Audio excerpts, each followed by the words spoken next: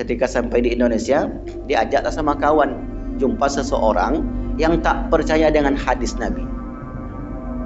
Tak percaya hadis Nabi, ingkar sunnah. Ingkar sunnah itu tak percaya hadis Nabi.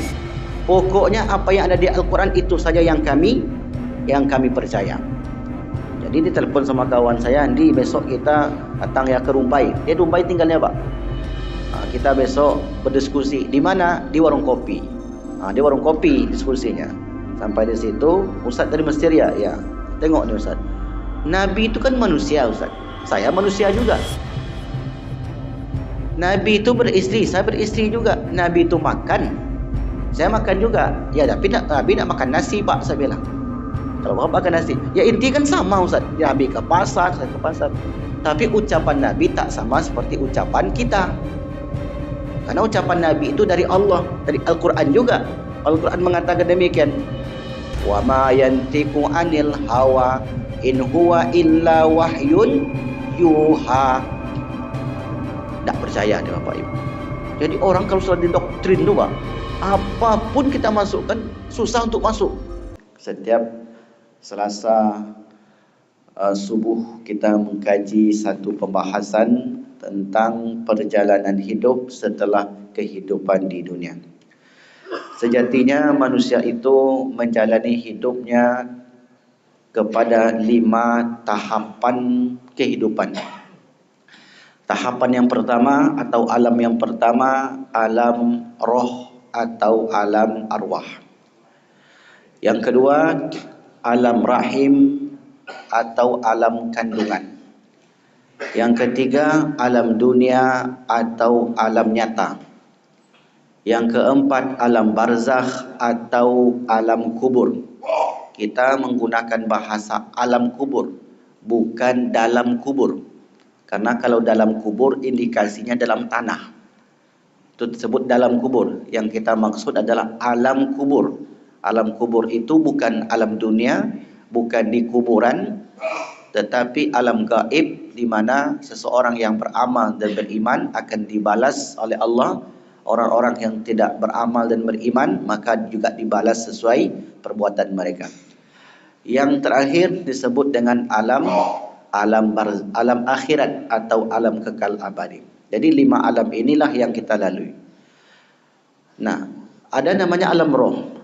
Alam roh yang dulu kita dari sana, berpindahlah roh itu ke alam rahim. Jadi tidak berganti-ganti. Alam roh, alam rahim, itu juga rohnya. Kemudian ada yang bertanya, kan selalu ada yang lahir Ustaz.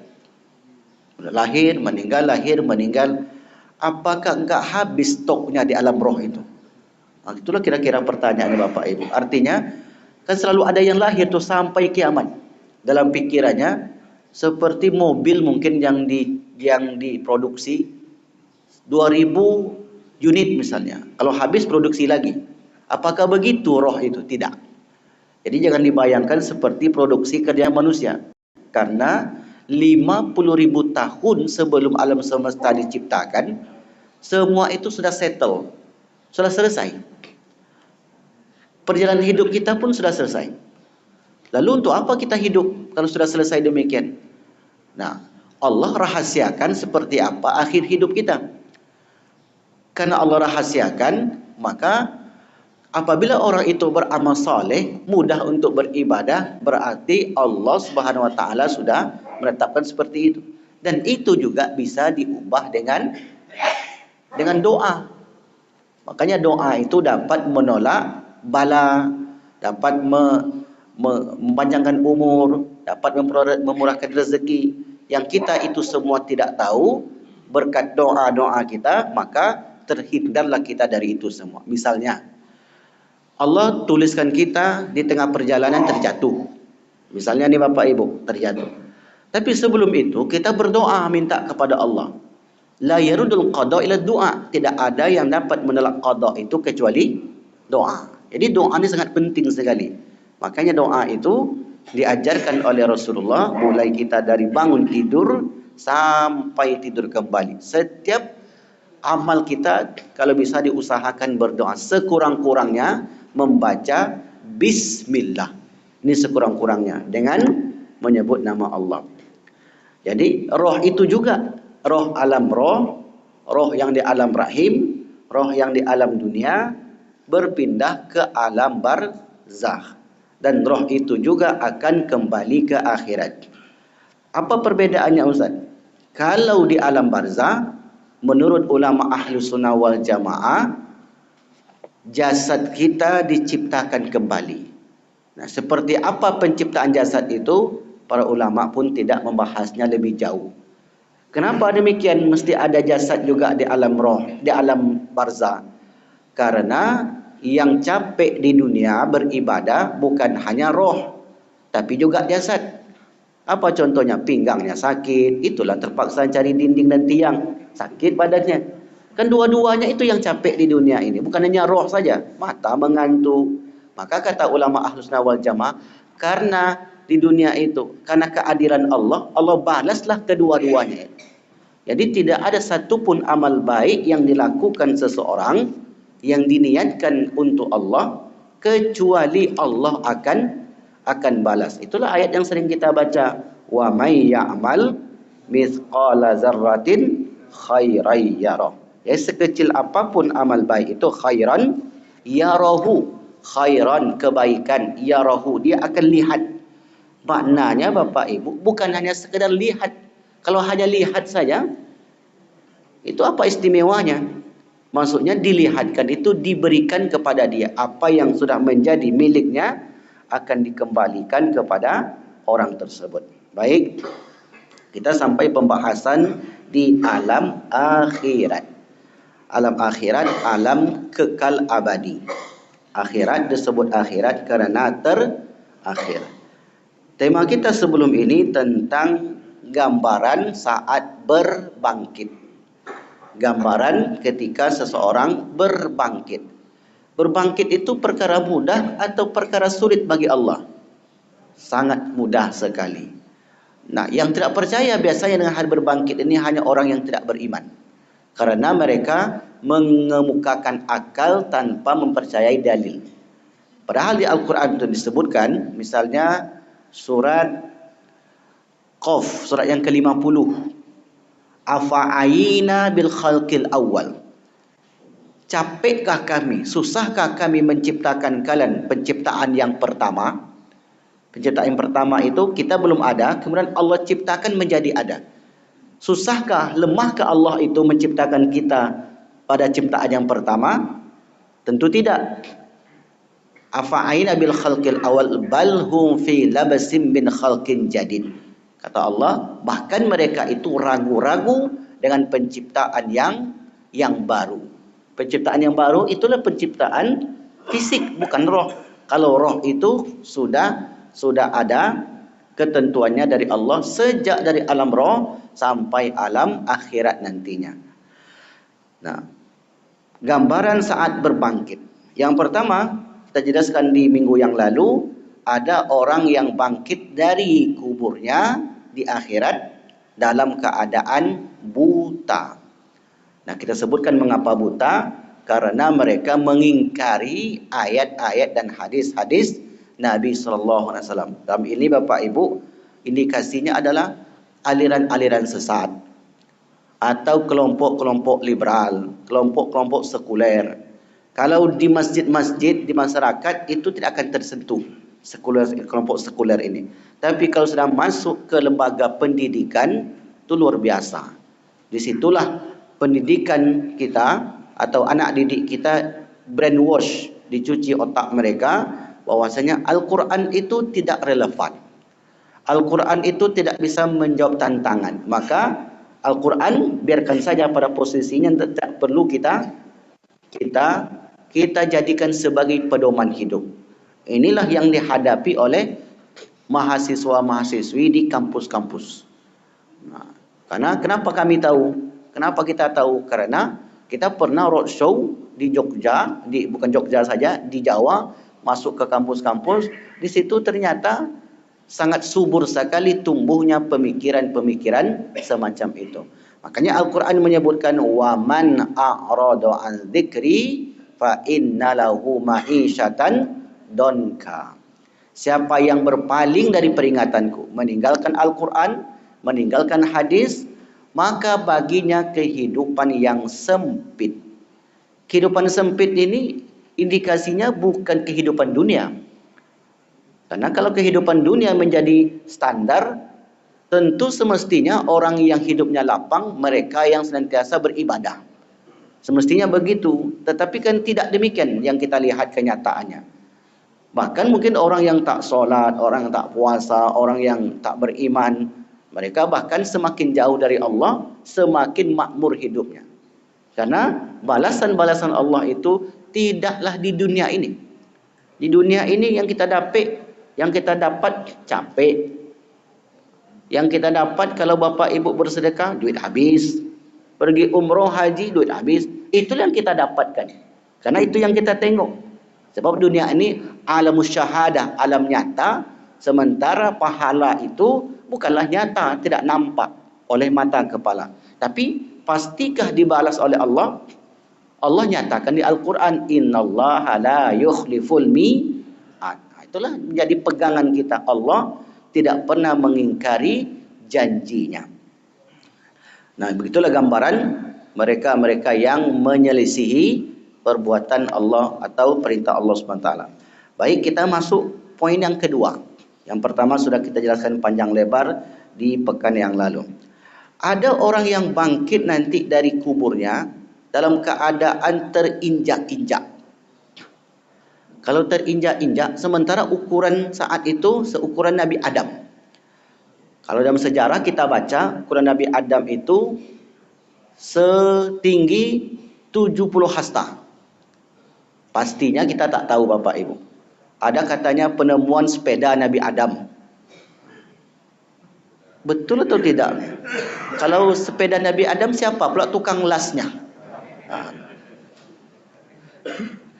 Kan kalau buat sepeda tentu ada besi-besi itu, siapa pula yang memanaskan besinya di situ? Entahkah itu untuk tempat wisata saja, wallahu alam. Jadi terkadang ada saja berita-berita yang membuat kita tu tergelitik. Ini betul enggak dia? Kalau Nabi Adam bawa sepeda, kemana dia main sepeda? Adakah di situ juga Car Free Day? Bingung pula kita.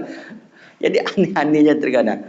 Yang kadang orang ni aneh Bapak Ibu. Pertanyaannya kan, Pak Ustaz, kalau Nabi Adam tu nikah dulu, siapa pak kuahnya? Dah lain pula lah pikirannya. Kan enggak seperti itu, jangan bayangkan seperti sekarang. Karena manusia masih sedikit. Nabi Adam dan Sayyidah Hawa, kemudian anak-anaknya berkembang biak, jadilah seperti sekarang ini. Jadi ukuran manusia ketika berbangkit nanti seperti ukuran Nabi Adam. Kemudian wajahnya seperti Nabi Yusuf, hatinya seperti Nabi Ayub. Seperti itu digambarkan kehidupan akhirat. Nah, apakah seperti itu yang sebenarnya? Maka Nabi menyebutkan dalam hadis yang lain, kehidupan gaib itu, barzahkah, akhiratkah, surgakah, nerakakah? Kata Rasulullah, mala ainun ra'at. Tak pernah dilihat oleh mata yang hakikatnya itu. Jadi kita hanya meraba-raba. Misalnya di Al-Quran Bapak Ibu disebutkan bahwasanya di Al-Quran itu di surga nanti ada buah-buahan, kalau kita lewat di pohon itu langsung dia merunduk. Kemudian ada sungai susu, ada sungai madu. Kalau dibayangkan di dunia tak pernah terbayang seperti apa. Makanya Nabi menyebutkan mala ainun ra'at, tak pernah terlihat oleh mata. Wala udhunun sami'at, tak pernah terdengar oleh telinga yang sebenarnya itu. Kecuali kalau sudah sampai ke sana. Wala khatara ala qalbil basar, dan tak pernah terlintas di hati manusia. Ini yang sebenarnya. Adapun Al-Quran, hadis menjelaskan kisi-kisi tentang kehidupan yang sangat indah itu. Nah, ada orang yang ketika bangkit dari kuburnya, rupanya mereka terpijak-pijak, terinjak-injak. Ada beberapa riwayat. Yang pertama, penjelasan daripada Abul Hasan Al-Haythami. Yang kedua, riwayat Imam At-Tirmidzi dari Jabir.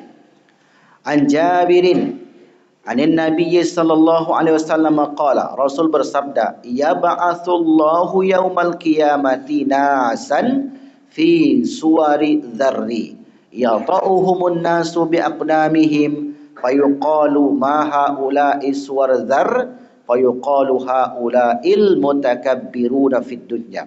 Dari Jabir, dari Nabi bersabda, Allah membangkitkan manusia pada hari kiamat dalam bentuk yang sangat kecil, seperti biji-bijian saking kecilnya. Mereka diinjak-injak oleh orang-orang dengan kaki-kaki mereka. Jadi terpijak-pijaklah sebagian orang itu nanti. Lalu sahabat bertanya, ya Rasulullah, mengapa mereka menjadi kecil? Rasul menjawab, mereka waktu di dunia termasuk orang-orang yang membesarkan diri. Sombong maksudnya. Jadi orang yang merasa sombong semua, dia merasa tahu semua, begini semua. Pokoknya saya. Ada indikasi sombong. Karena kalau ngomong saja, kalau tak ada indikasinya, bisa jadi hanya sebatas omongan. Karena ini maksud hadis ini, omongannya kemudian berimplikasi kepada perbuatannya. Lalu kemudian orang ini terus dalam kehidupan kesombongan itu sampai meninggal tidak bertobat. Karena kenapa harus bertobat terus menjadi patokan Bapak Ibu? Apapun dosa kita, ini menjadi kata kuncinya. Apapun dosa kita, ketika kita sudah bertobat, maka Allah memberi jaminan pemutihan. Dosa kepada Allah, tinggal solat, mensalat, selama ini mengingkari nikmat Allah, misalnya tidak menerima takdir Allah, macam-macamlah mungkin dosa yang kita lakukan kepada Allah, lalu sampailah suatu ketika hidayah masuk ke dalam dirinya. Lalu dia bertaubat, taubatan nasuha. Maka ketika orang itu bertaubat, walau balaghat dzunubuhu ananas sama, atau dzunubuka ananas sama, dosanya itu membumbung sampai ke langit. Ini saking banyaknya dosa orang itu. Lalu kemudian dia bertaubat dan meminta ampun kepada Allah, astaghfirullahu wala ubali, dan aku tidak peduli sebanyak apapun dosa orang tersebut. Begitulah Allah Maha Penyayangnya Bapak Ibu.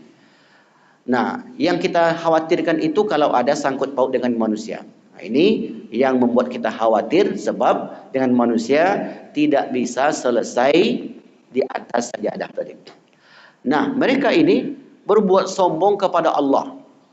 Kepada Allah, sombong itu apa definisinya? Apakah orang yang membeli mobil baru, bagus, rumahnya besar, HP-nya mahal, bajunya bagus? Bukan itu kategori sombong. Bisa jadi rumahnya bagus tapi dia tawadu. Bisa jadi hartanya banyak tapi senang membantu orang. Sombong itu kategorinya dua kata Nabi. Batarul haq, menolak kebenaran. Itulah kategori sombong. Nanti kita jelaskan apa yang dimaksud dengan menolak kebenaran. Yang kedua, wa ghamtun nas, merendahkan orang lain. Kalau merendahkan orang lain, itu tuh ada kecil dia. Misalnya begitu. Dia ini kalau bukan karena saya, itu udah masuk sombong itu. Kalau bukan karena saya, dia itu tidak terjadi apa-apa. Sayalah yang menentukannya. Dia pula yang menentukan dalam kehidupan dunia. Padahal yang menggerakkan itu semuanya Allah. Dan bahkan semestinya orang seperti itu dia bersyukur. Allah beri pertolongan orang tersebut melalui tangannya. Tapi kemudian ketika itu disebut-sebut, kemudian dia merasa dialah yang berjasa di sana, maka ini menjadi kategori ghamtun nas, merendahkan orang lain. Batarul haq, menolak kebenaran, dan ghamtun nas. Apa contoh yang menolak kebenaran? Beberapa waktu yang lalu saya diceritakan seseorang. Bapak ini tidak solat, tidak puasa, tidak zakat, rukun Islam itu tidak dikerjakan, tidak pernah dikerjakannya. Profesinya penggali kubur. Banyak juga sebenarnya yang lain, tapi pas pula cerita ini penggali kubur. Jadi kata dia, penggali kubur ini, kenapa saya enggak solat, kenapa saya enggak puasa, kenapa saya enggak ini dan itu? Saya lihat orang yang meninggal itu baik ataupun tak baik, kuburnya sama. Ya tentu sama kuburnya, semua masuk dalam tanah. Ada yang kuburnya, kadang ada orang baik kuburnya berair, kuburnya berlumpur. Apakah itu indikasi seseorang yang kuburnya berair itu dapat azab? Tidak. Jadi tidak boleh dikatakan begitu Bapak Ibu. Oh, mak ngeri Bapak tuh, ngeri Bu tuh. Kuburnya berair. Kalau orang Sungai Pakning tentu ya, apalagi musim hujan. Orang Tambilahan tentu seperti itu. Tapi cobalah orang perbukitan. Kalaulah indikasinya kuburan yang dia tengok di dunia ini, maka yang paling enak hidupnya siapa? Fir'aun. Fir'aun itu yang paling enak hidupnya. Mustafa Kemal. Fir'aun itu Bapak Ibu di dalam gedung yang mewah, kemudian di dalam kaca terbaring, menengok Fir'aun itu $200. Betul nggak Pak? Zaman saya itu segitu, $200. Kalau $1 itu 15.000, berarti 3 juta nengok Fir'aun. Pon ya. Ya. Mungkin orang tertentu mungkin dapat harga murah, tapi kalau ini itulah betapa mahalnya menengok Fir'aun saja. Enak nggak hidup dia? Sudahlah dia sudah mati, kemudian menghasilkan uang lagi untuk wisata. Nah, kalau itu indikasinya kuburan tadi, maka tentu yang hidupnya nikmat orang-orang yang kuburnya bagus.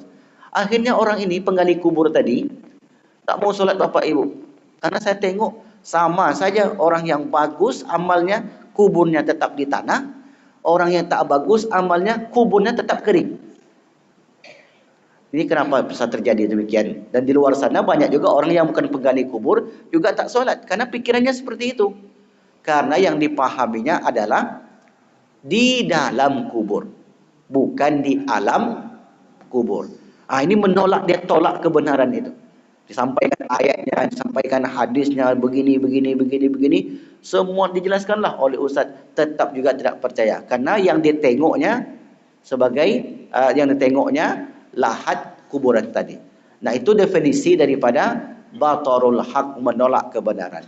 Dan sebenarnya banyak juga yang lain, kita ajak dia, ayolah Pak, kita mengaji yuk. Ngapain mengaji?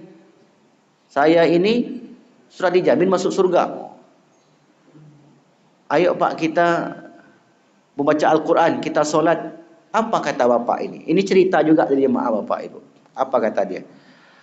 Ustaz, bukankah orang itu meninggal seperti kebiasaannya? Tahu dia rupanya? Ya, saya ini hobi karaoke Ustaz. Dipalas nih Bapak Ibu kejadiannya nih.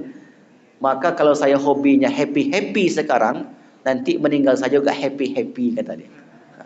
Simple begitu Bapak Ibu. Kemudian muncul pertanyaan, pernah nggak Bapak lihat orang yang seperti itu? Gak pernah kata dia. Berarti tak pernah terjadi orang yang happy jahat itu hidupnya kalau nggak bertobat ya, akhirnya endingnya bagus, itu tak pernah kita lihat kecuali kalau sudah bertobat. Ini namanya batarul haq, menolak kebenaran. 2011 saya pulang ke Indonesia. Waktu itu terjadi revolusi di Mesir, besar-besaran seluruh negeri Mesir itu mendemo Presiden Husni Mubarak yang sudah berkuasa sejak 1982. Jadi seletingan dengan Pak Soeharto. Kalau di Libya itu seletingan dengan Ammar Gaddafi. Jadi lama sekali di presiden. Akhirnya dipulangkanlah kita semua karena seluruh masyarakat Mesir itu demo. Ketika sampai di Indonesia, diajaklah sama kawan jumpa seseorang yang tak percaya dengan hadis Nabi. Tak percaya hadis Nabi, ingkar sunnah. Ingkar sunnah itu tak percaya hadis Nabi. Pokoknya apa yang ada di Al-Quran itu saja yang kami percaya. Jadi ditelepon sama kawan saya, Andi, besok kita datang ya ke Rumbai. Dia Rumbai tinggalnya Pak. Kita besok berdiskusi. Di mana? Di warung kopi. Di warung kopi diskusinya. Sampai di situ, Ustaz dari Mesir ya? Ya. Tengok nih Ustaz. Nabi itu kan manusia Ustaz. Saya manusia juga. Nabi itu beristri, saya beristri juga. Nabi itu makan, saya makan juga. Ya, tapi Nabi nak makan nasi Pak, saya bilang. Kalau Bapak makan nasi, ya inti kan sama Ustaz. Nabi ke pasar, saya ke pasar. Tapi ucapan Nabi tak sama seperti ucapan kita. Karena ucapan Nabi itu dari Allah, dari Al-Quran juga. Al-Quran mengatakan demikian. Wa ma yantiqu anil hawa in huwa illa wahyun yuha. Tak percaya nih Bapak Ibu. Jadi orang kalau sudah didoktrin tuh Pak, apapun kita masukkan susah untuk masuk. Entah di mana dia belajar. Kita bacakan hadis ayat yang lain. Wa ma atakumur rasulu fakhudhu, apa-apa yang datang dari Rasul itu ambil. Wa ma nahakum anhu fantahu, apa-apa yang dilarangnya tinggalkan. Ini kan perintah Allah di Al-Quran. Enggak juga percaya. Akhirnya kemudian kawan saya ini kalau bahasa kitanya, lalu anak muda kan lain bahasanya. Pala aku nengoknya katanya. Anak muda kan itu bahasanya kadang kan. Gak ada bahasa-bahasa sopan tuh. Buatlah emosi bapak ni. Baik Pak, kalau Bapak tak percaya gini saja. Di Al-Quran tu ada nggak cara menguburkan jenazah? Ada nggak Pak? Nggak ada cara menguburkan jenazah. Cara memandikan jenazah ada nggak? Memperlakukan jenazah itu ada nggak di Al-Quran? Nggak ada. Itu kan di hadis dan penjelasan para ulama. Kalau nanti bapak mati, kata dia, nggak disebut meninggal lagi. Kalau bapak nanti mati, kami buang saja jenazah bapak itu ke Sungai Siak. Itulah kata dia. Merah mukanya, tapi tetap juga nggak percaya. Akhirnya karena sudah jam 12 lebih, akhirnya kita pulang. Bulan Mei-nya saya berangkat lagi ke Kairo. Bulan 2013 pulang. Akhir 2013 pulang. Saya tanya kawan tu, bapak kemarin masih ada nggak? Kita mau diskusi lagi. Kata dia, bapak tu sudah meninggal. Akhirnya meninggal dalam keadaan menolak hadis Nabi. Inilah batarul haq itu, menolak hadis Rasulullah sallallahu alaihi wasallam. Karena tak mungkin seseorang dapat memahami Al-Quran dengan baik kalau tidak ada tafsiran dari Nabi sallallahu alaihi wasallam. Maka tafsir itu ada namanya tafsir bil ma'sur. Kalau ibu-ibu catat, belajar tafsir itu ada nama tafsir bil ma'sur. Tafsir menjelaskan ayat dengan ayat, ayat dengan hadis. Ada tafsir bil ra'yi, tafsir penjelasan dengan pemikiran para ulama. Ada tafsir hukum, Al-Qurtubi, tafsir ayat-ayat hukumnya. Ada juga sejarah, ada juga bahasa. Ini macam-macam tafsir itu. Nah, dari mana seseorang bisa paham? Dari hadis Nabi sallallahu alaihi wasallam. Nah, itu disebut batarul haq. Inilah indikasi daripada orang-orang yang disebut sombong. Jadi sombong itu belum tentu orang yang berpakaian bagus. Karena ini kan masuk dalam kategori pembahasan tasawuf Bapak Ibu. Misalnya dalam tasawuf itu ada orang yang ada istilah uzlah. Uzlah itu menyendiri. Apakah uzlah itu kita bertapa di gua-gua? Kan enggak seperti itu. Bisa saja orang tinggal di kota Pekanbaru, tapi dia menguzlahkan hatinya, dia jaga hatinya, itu juga termasuk orang yang uzlah. Dia enggak mesti pergi ke hutan-hutan sampai 2 minggu, sebulan, 2 bulan, 2 tahun misalnya. Tidak seperti itu.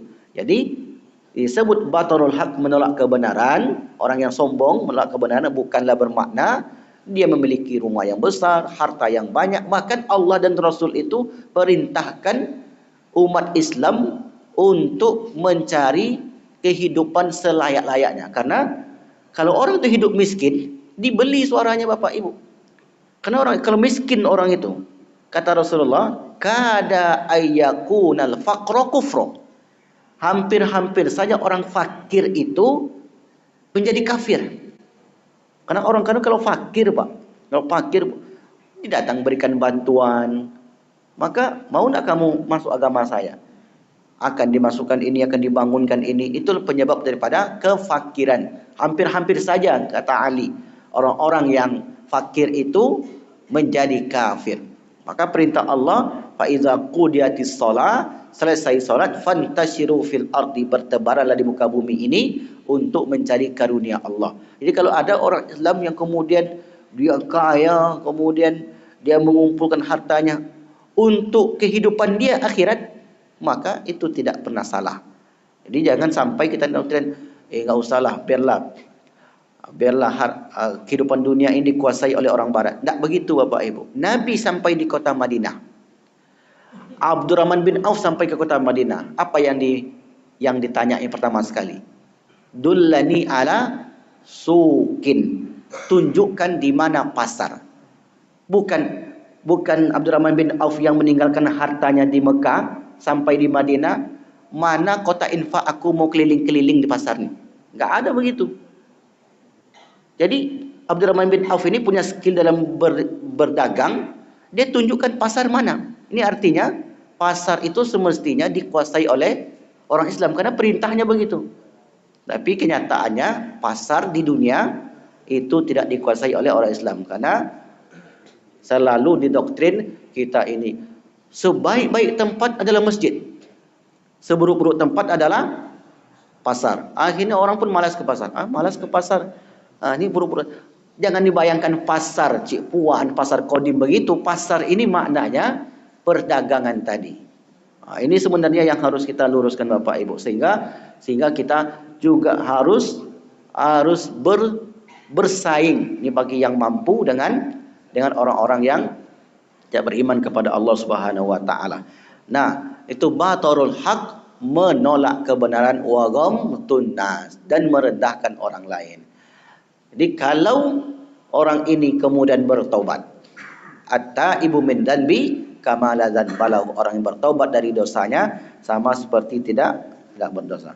Nah, dari Amr bin Shu'aib an abihi an jaddihi, dari Amr bin Shu'aib dari bapaknya, dari kakeknya, dari Nabi sallallahu alaihi wasallam berkata, yuhsyarul mutakabbiruna yaumal qiyamah, akan dibangkitkan orang-orang yang sombong tadi yang kita sebutkan kategorinya pada hari kiamat, kecil seperti biji-bijian, fi suwardi rijali yakshahumul dhullu, diliputi rasa kehinaan, min kulli makanin, dari segala sisi. Fayusaquna ila sijnin, maka nanti mereka setelah selesai di padang mahsyar akan digiring ke sebuah penjara. Di neraka itu ada sebuah penjara Bapak Ibu. Di neraka penjara lagi. Kira-kira penjara apa namanya? Penjara nama itu di Jahannam tempatnya, yusamma bulas. Itu ada penjara di sana, bukan lapas, bulas. B-U-L-A-S, itu penjara bulas untuk orang-orang yang tadi, kalau tidak bertobat sebelum dia meninggal. Bulas, penjara bulas di Jahannam. Ta'luhum narul anha anyari yuskauna min usarati anharin nar ahlin nari tinatul khobal. Nah, orang yang berada di neraka itu mendapatkan azab yang luar biasa. Itu yang kedua. Baik, kita masuk yang ketiga. Ada orang yang bangkit dari kuburnya nanti ketika di mahsyar, ada yang wajahnya berseri-seri, ada yang wajahnya hitam legam, ada yang wajahnya itu terang sekali, ada yang wajahnya itu gelap. Gelap terang itu tidak ditentukan oleh warna kulit. Ini hitam berarti gelap nanti Ustaz. Ini putih berarti terang. Kalau pakai skincare dia berarti lebih putih nanti. Enggak begitu, karena yang menentukan amal. Untuk wajah yang berseri ini, itu pembahasan nanti di ujung. Karena ada amalan-amalan, lebih kurang 10 amalan. Kalau kita lakukan 10 amalan ini, maka Bapak Ibu saat bangkit dari kuburnya, di situ Nabi langsung mengenali dia. Karena dari mana Nabi mengenal kita Bapak Ibu?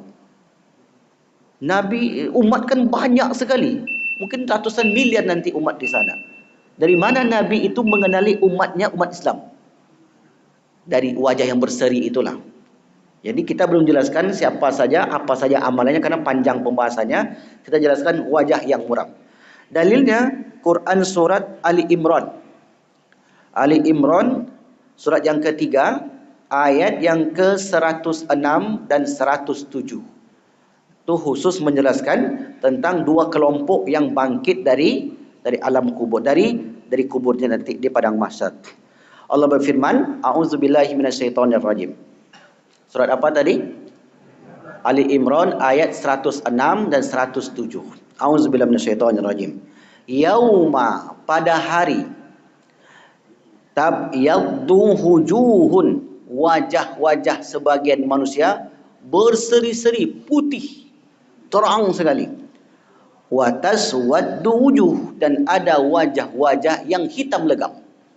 Berarti ada dua kelompok. Fa ammal ladzina swaddat wujuhuhum, adapun orang yang wajah-wajah mereka menghitam, kafartum ba'da imanikum, mereka kufur, kafir setelah beriman, murtad. Inilah penyebabnya nanti. Murtad itu maknanya dia tinggalkan agama, berpindah, irtadda yartaddu. Orang murtad ni banyak hari ini Bapak Ibu. Ada di YouTube itu, nanti Bapak Ibu silakan cek, namanya Muhammad Yasin. Dulu tu ustaz, kemudian dia murtad. Kenapa bisa murtad? Bisa jadi karena terlalu banyak dialog dengan orang yang basicnya lebih kuat sehingga terpengaruh. Kita boleh dialog dengan siapapun, tapi kalau pengetahuan kita di bawah mereka, itu bisa diolah. Ketika diolah, apa yang terjadi? Di sinilah orang kemudian banyak meninggalkan agamanya. Jadi mereka akafartum ba'da imanikum. Mereka meninggalkan keimanan setelah beriman kepada Allah. Fazukul azab bima kuntum takfurun. Maka rasakanlah azab yang engkau kufurkan ketika hidup di dunia.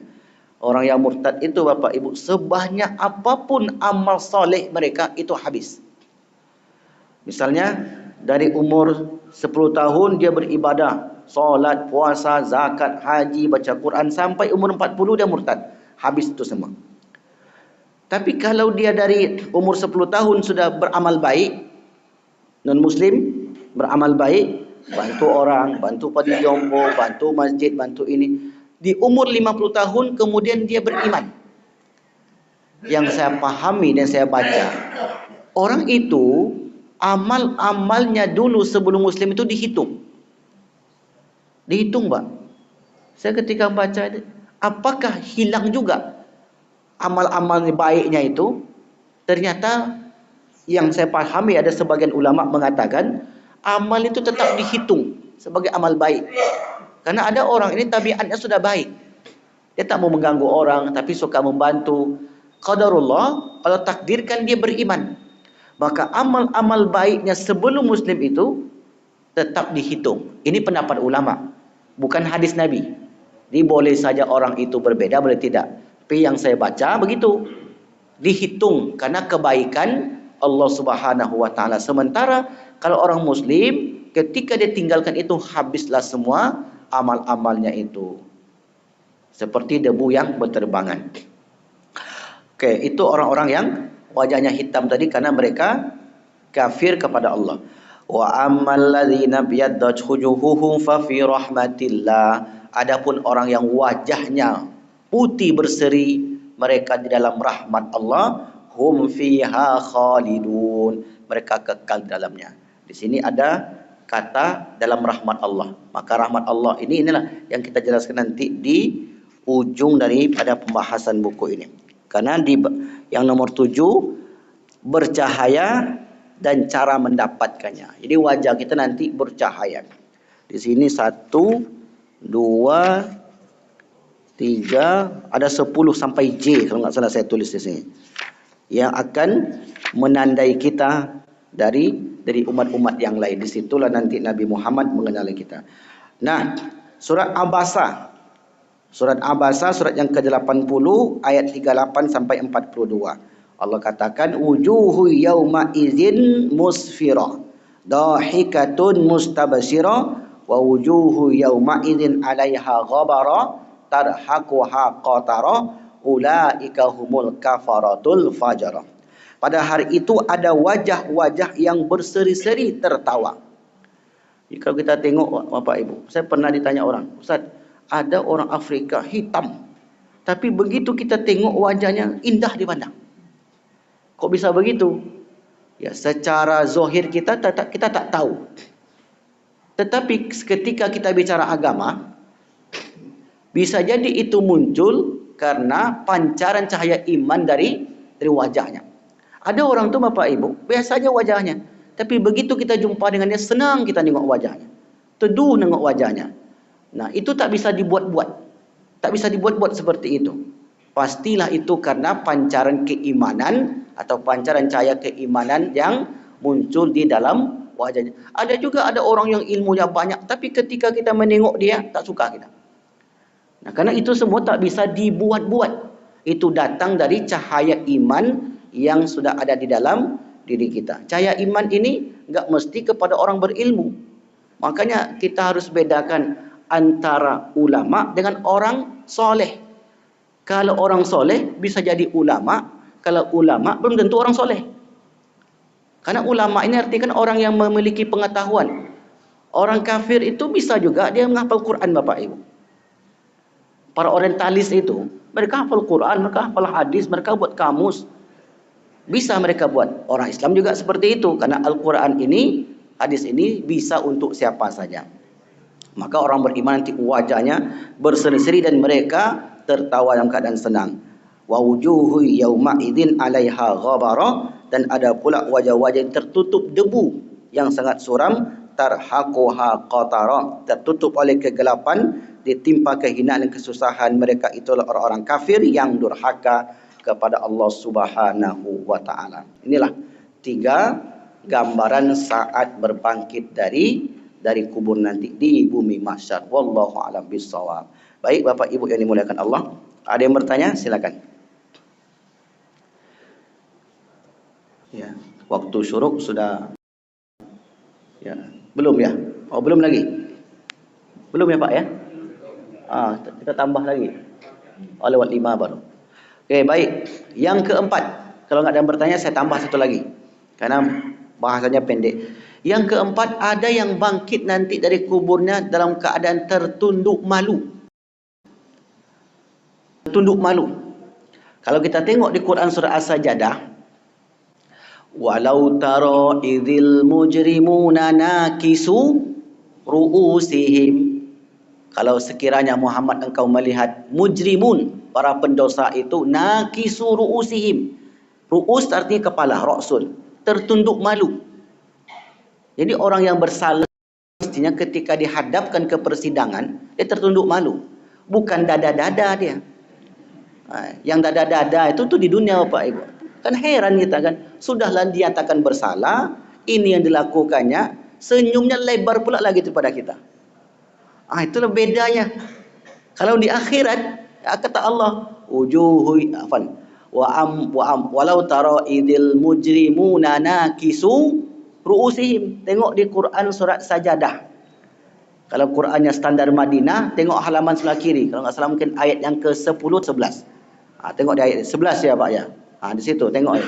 Walau tara idil mujrimuna nakisu ru'usihim, tertunduk malulah wajah-wajah mereka inda rabbihim, di depan Tuhan mereka.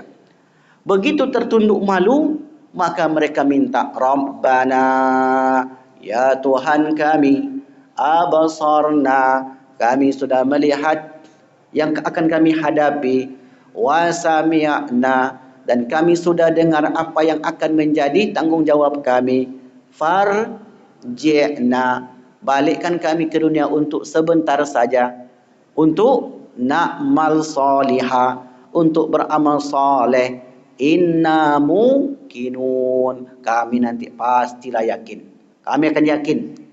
Tapi Allah jawab di ayat yang lain, walau ruddu la'adu limanuhu anhu, kalau kami balikkan kalian ke dunia, sama juga. Seperti itu juga akan ulangi lagi. Kenapa Allah katakan demikian? Karena di dunia dia sudah dengar sebenarnya Bapak Ibu. Sudah tahu, salat 5 waktu sudah tahu. Kemudian beriman kepada Allah sudah tahu. Dia tolak itu karena batalul haq tadi, menolak kebenaran tadi. Akhirnya kemudian, biarlah solatnya. Saya pernah jumpa orang Bapak Ibu, bulan puasa, badan sehat, tak ada sakit sama sekali, santai aja dia bakar rukuk itu. Sakit ada uzur, kalau perjalanan ada uzur. Ini tidak ada uzur sama sekali, betul-betul santai dia. Ini betul-betul menantang, padahal dia tahu. Kecuali tidak tahu. Kalau tidak tahu, misalnya orang-orang yang tinggal di pedalaman. Kalau ada orang tinggal di pedalaman, suku Akit, suku Talang Mamak, suku Sakai, suku Dayak, dakwah tak sampai ke sana, maka mereka itu termasuk orang-orang yang selamat karena dakwah tidak sampai. Termasuk juga orang tua Nabi, karena tidak adanya Nabi di antara 2 Nabi yang diutus. Mereka ini disebut Ahlul Fatrah, orang yang hidup di antara 2 Nabi. Mereka dijamin oleh Allah keselamatannya di akhirat nanti. Nah, kalau seperti itu. Atau orang yang selamat itu orang gila. Karena orang gila tidak dihitung hidupnya itu sebagai dosa. Kalau orang gila itu Bapak Ibu, atau orang yang keterbelakangan mental dari kecil sampai meninggal, itu penghuni surga. Karena mereka tak ada dosa. Jadi kalau mau selamat, jadi orang gila lah. Nah, itu selamat. Karena rufi'atul qalamu anis salasah, pena itu diangkat dari 3 keadaan. Orang tidur sampai bangun. Kalau ada orang tidur, tiba-tiba dia berdiri, bawa pisau, bunuh orang. Itu tak berdosa tuh. Yang kedua, anak kecil sampai balik, itu penghuni surga. Orang gila sampai sadar. 3 ini tidak berdosa ketika hidup di dunia. Ini itulah yang disebutkan oleh Rasulullah sallallahu alaihi wasallam. Jadi yang keempat ini adalah ada orang yang tertunduk malu ketika dibacakan vonis. Dibacakanlah perkara-perkaranya. 1, kan hari pemeriksaan nanti. 2, 3, tertunduk malu dia. Makanya ketika berbangkit dia mulai tertunduk malu sampai nanti dibawa ke yaumul mizan, hari perhitungan ataupun hari pertimbangan. Yaumul mizan, pertimbangan, yaumul hisab, hari perhitungan. Inilah yang keempat yang diceritakan oleh Allah Subhanahu wa taala. Tadi surat Sajadah ayat 13. Ayat 13. Surat yang ke-32 ayat ke-13. Saya tulis. Baik, mungkin itu yang dapat saya sampaikan pada pagi ini. Berikutnya akan kita jelaskan wajah-wajah yang berseri-seri tadi. Apa saja amalannya? Kalau saya tengok dari bab-bab yang saya tulis, bab pertama, jamaah kita dah masuk semua. Bab kedua dah masuk. Bab ketiga masuk. Bab keempat masuk. Bab kelima masuk. Bab keenam masuk. Bab ketujuh masuk. Bab 8 masuk. 9 semuanya masuk. Kan 10-nya lah Bapak Ibu. Jadi kalau di list, yang pertama kita termasuk nak kelompok itu. Ya. Yang kedua, ya. Tinggal istiqomahnya lagi. Kalau istiqomah kita yang 10 ini, maka selesailah sudah. Wajah kita nanti akan berseri-seri saat bertemu dengan Rasulullah sallallahu alaihi wasallam. Apa saja yang 10 itu Ustaz? Tunggu minggu depan. Ya. Silakan, ada yang bertanya? Baik, tidak ada. Baik, mungkin ini yang dapat kami sampaikan pada pagi ini.